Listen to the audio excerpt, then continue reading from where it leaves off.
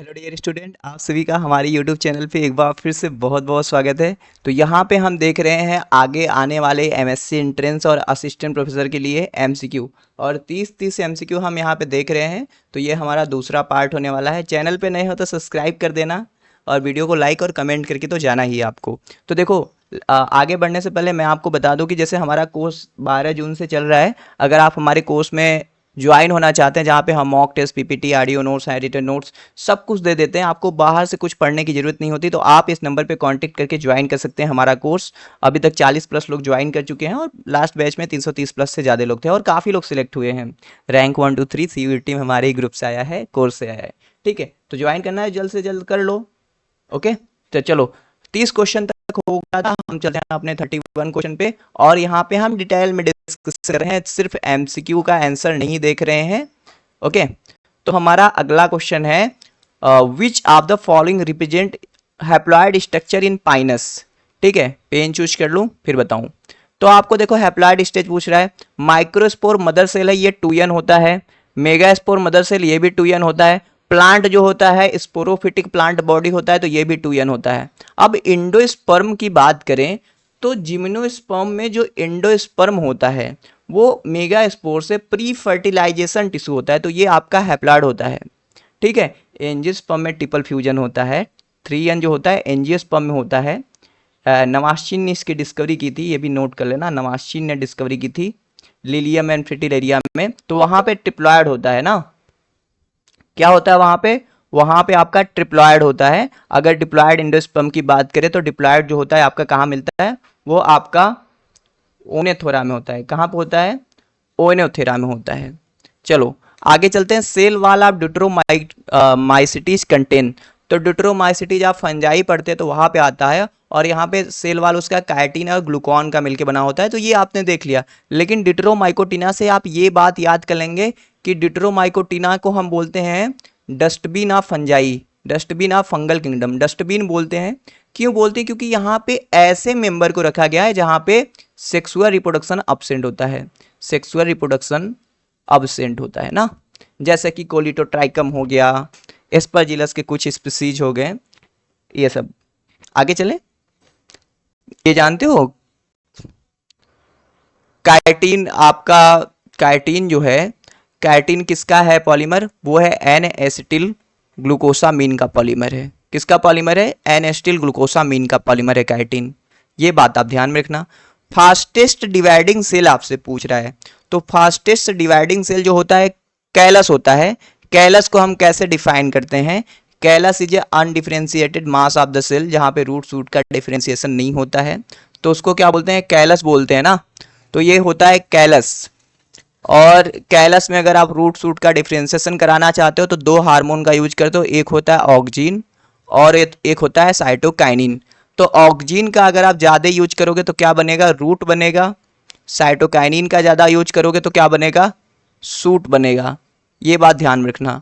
तो ये आपसे क्वेश्चन पूछा जा सकता है। एक्सप्लांट क्या होता है? तो कोई भी पार्ट ले रहे हो, लीफ का पार्ट ले रहे हो, सूट का पार्ट ले रहे हो, जड़ का पार्ट ले रहे हो आप टिश्यू कल्चर कराने के लिए, तो उसको एक्सप्लांट बोलते हैं। अगला क्वेश्चन है, after fertilization the seed coat develop from, तो सीड कोट किससे डेवलप होता है? वो टेस्टा और टेगमेन होता है ना, इंटीगुमेंट उसे बोलते हैं कलेक्टिवली, तो उससे डेवलप होता है, इंटीगुमेंट से। ठीक है, चला जा तो नीचे वाला ओव्यूल का पार्ट होता है। ठीक है, एम्ब्रियो सैक तो आप जानते ही हो। आगे चलते हैं, help in respiration in bacteria, तो देखो जैसे यूकैरियोटिक होते हैं रेस्पिरेशन के लिए, वहां पे माइटोकांड्रिया होता है, लेकिन बैक्टीरिया में से ऑल टुगेदर माइटोकांड्रिया एब्सेंट होते हैं। तो वहां पे अंदर के साइड पे इन्वेजिनेशन ऑफ प्लाज्मा मेम्ब्रेन मिलता है, जिसको हम बोलते हैं मीजोसोम। ठीक है, मीजोसोम ये बैक्टीरिया में रेस्पिरेशन में हेल्प कराता है। Mesosome not only in the respiration but cell division में और कहाँ कहाँ डीएनए रिप्लिकेशन में भी बैक्टीरिया का हेल्प करता है, डीएनए के रिप्लिकेशन में। क्रोमेटोफोर तो एक ऐसा होता है स्ट्रक्चर जहाँ पे ऐसे पिगमेंट मिलते हैं। अगला क्वेश्चन है, the arrangement in which flagella are distributed all around the bacterial cell, all around the bacterial cell, तो ऐसा बैक्टीरिया रहेगा एकदम। ठीक है, और इसको आप प्यार से बोलोगे पेरीट्राइकस बैक्टीरिया। तो पेरीट्राइकस का एग्जाम्पल भी याद कर लेना, स्कीरिया कोलाई हो गया, एग्रोबैक्टीरियम हो गया। ठीक है जी, ये सब पेरीट्राइकस है। और एक्टोबैक्टीरियम को हम क्या बोलते हैं? नेचुरल प्लांट जेनेटिक इंजीनियर बोलते हैं।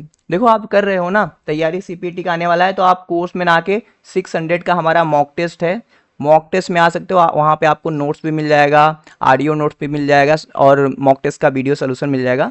तो नंबर तो आपको डिस्क्रिप्शन में मिल जाएगा, तो आप मॉक टेस्ट में आ सकते हो। वैलिडिटी 1 साल के लिए है, तो आप इसको ज्वाइन कर सकते हो। एम्फीट्राइकस जहाँ पे दोनों पोल पे ऐसा फ्लैजला हो जैसे कि नाइट्रोसोमोनास हो गया। मोनोट्राइकस एक फ्लैजला हो जैसे कि जेंथोमोनास हो गया। लोफोट्राइकस मतलब बंच ऑफ फ्लैजला हो, लोफोट्राइकस। चलो आगे चलते हैं। Passage cell are thin wall. तो पैसेज सेल जो होता है ये देखो प्लांट के रूट के इंडोडर्मिस में मिलता है ना। कहाँ पे मिलता है? इंडोडर्मिस में मिलता है। और इसमें स्टार्च बहुत ज़्यादा होता है, तो इसको हम क्या बोलते हैं? स्टार्च सीध भी बोल सकते हैं ना। तो ये बात आप ध्यान रखना। इंडोडर्मिस में किसका डिपोजिशन होता है पता है? हाँ, सुबेरीन का डिपोजिशन होता है, ये भी आपसे पूछा जा सकता है। स्यूडो इलेटर कहाँ पे होता है? तो हमने अभी ये कल भी शायद क्वेश्चन था। स्यूडो इलेटर आपका एंथोसिरास में होता है। एंथोसिरास की कॉलोनी में नास्टाक भी रहता है, म्यूसोलेजिनस कैनाल भी होता है, और एंथोसिरास का स्पोरोफाइट कंटिन्यूटली ग्रो करता रहता है क्योंकि यहाँ पे इंटरकैलरी मेरिस्टेम होते हैं। अगला क्वेश्चन है, यूकैरियोटिक में डीएनए का सिंथेसिस किस फेज में होता है? तो देखो डीएनए के सिंथेसिस की बात करें, सेंट्रियोल की डुप्लीकेशन की बात करें, हिस्टोन की सिंथेसिस की बात करें, तो सब यस फेज में होता है। G1 फेज में डीएनए पॉलीमरेज 1 का डीएनए पॉलीमरेज एंजाइम जो होता है उसका सिंथेसिस होता है।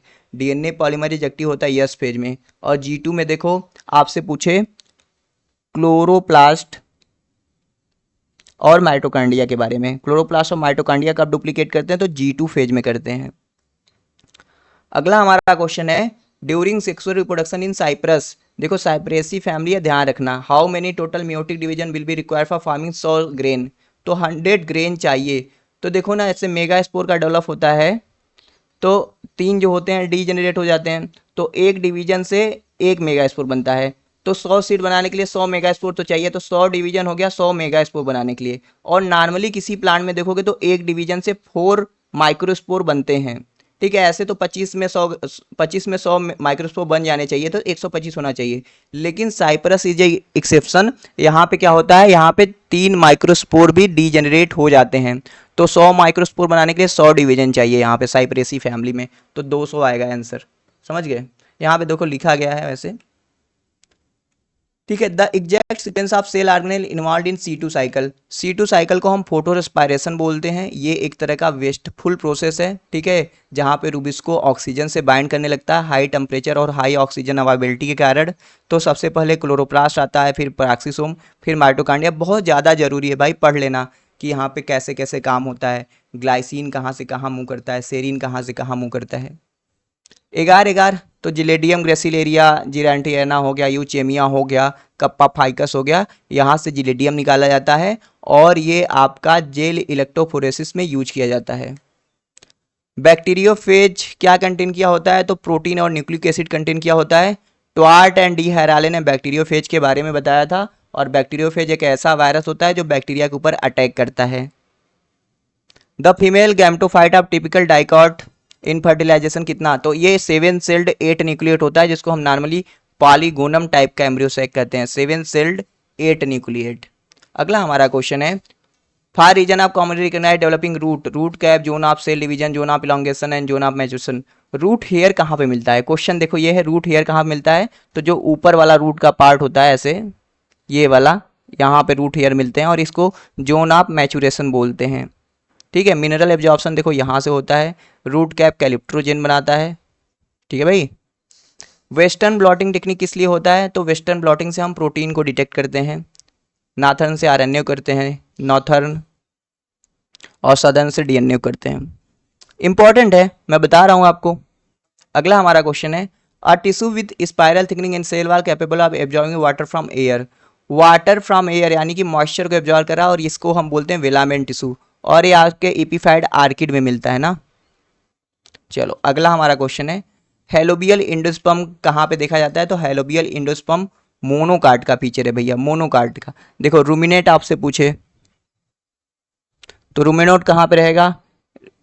ये एनोनेसी फैमिली में रहेगा, एनोनेसी में, पामी में।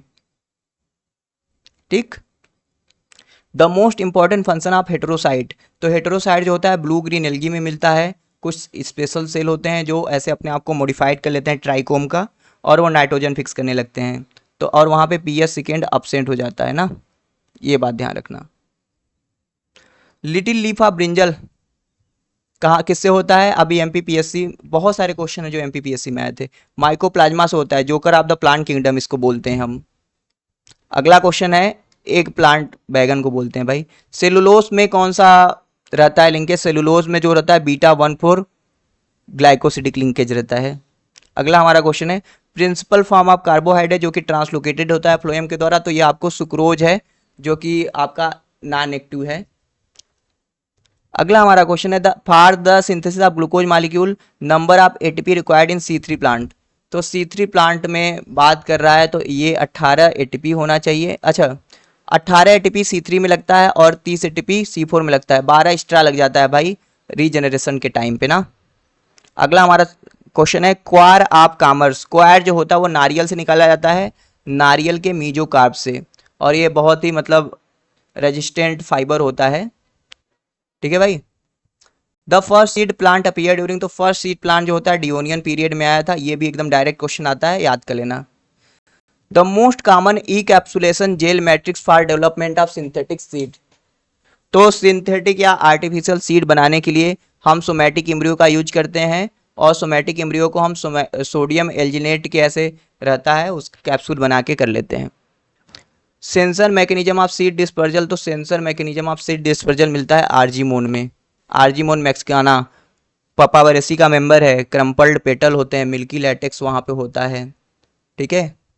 Bentham and Hooker system of classification जो आया था वो जेनेरा प्लांटेरम में आया था। इन्होंने प्लांट को 202 भागों में बांट दिया था, ठीक है। 199 फैमिली थी एंजियोस्पर्म की, 3 थी जिम्नोस्पर्म की, ये बात भी ध्यान रखना। और जो हमारे वर्ल्ड की हर्बेरिया है वो इसी सिस्टम ऑफ क्लासिफिकेशन को फॉलो करती है, और बैंथम हुकर का क्लासिफिकेशन जो है natural system of the classification है।